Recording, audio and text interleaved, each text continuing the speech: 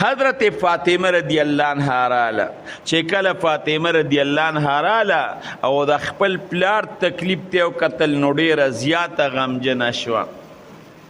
د دواړو جهانو سردار مبارک فاطمه رضی الله عنها سره ډیره زیاته مینه وه. د کشره لور وه او ډیر زیات محبت یې ورسره.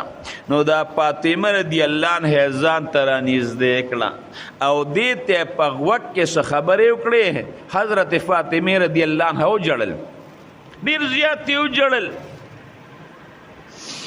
چې د دواړو جهانو سردار مبارک خپلې بچی ته وکتل چې دی خو ډېر زیات وژړل. پاک پیغمبر مبارک وتی فاطمې دا غوږ دې راته لږ راښکته که. دې هغې ته غوږ کې څه خبرې وکړې. فاطمې رضی الله عنها ډېر زیات وخندل. عائشہ رضی اللہ عنہ ورته فاطمه ته خو ډېره زیاته هوښیاره خو کار دې د سادتوب وکړه دا او دې خاندل ولې او دا او دې جړل ولې. هغې ورته وی د خپل پلار راز دا د پلار په ژوند باندې زه نشم ښکاره کولی.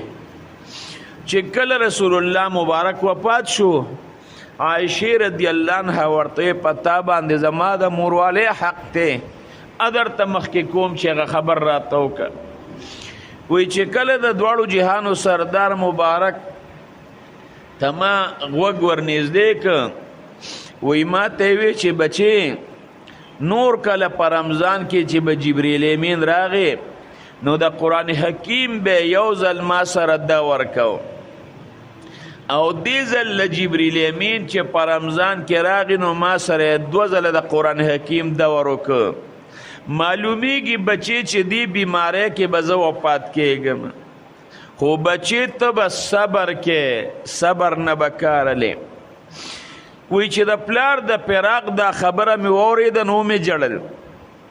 رونو د فاطمې رضی الله عنها په شان پلار کم دی هغې له چې الله پاک کوم پلار ورکړی خو د پیغمبرانو سردار دی داسې پلار د چا نشته. او رب العالمین چې رسول الله مبارک لکه لور ورکړی داسې لور د چا نشته. او وایي ما ته د دواړو جهانو سردار مبارک چې دا خبره وکړه نو مې جړل. وایي بیا د دواړو جهانو سردار مبارک زما خفګان او هغه پریشانی برداشت نه کړی شوه. وایي ما ته یې وی چې فاطمې غوږ که وایي ما ته یې وی چې فاطمې خفه کېږم ته به د جنت د ټولو ښځو سردار او زما په کور کې د ټولو نه لومبی ملاقات ستا به ما سره کېږي ته به ما پسې لومبی وفات کېږي.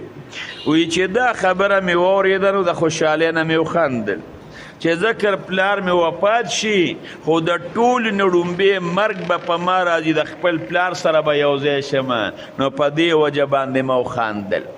ګوره دام رسول الله مبارک د مرګ هغه خبر د مخکې نه ورکړ.